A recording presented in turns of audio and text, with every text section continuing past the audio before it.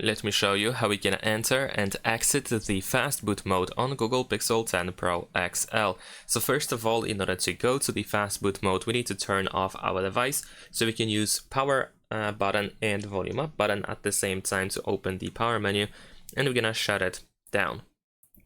Now, after this, we need to wait a couple of seconds to let the phone completely turn off, and afterwards you want to press and hold the power button and volume down button at the same time. And just keep holding it until you see the Fastboot mode. There we go. And this is how we can enter the Fastboot mode. Over here we can use volume buttons in order to choose whichever mode, whichever thing you want to use. And if you want to exit the Fastboot mode, you can simply choose the start option. You confirm your choice by pressing the power button. There we go. And that's pretty much it. Thanks for watching, leave a like and subscribe.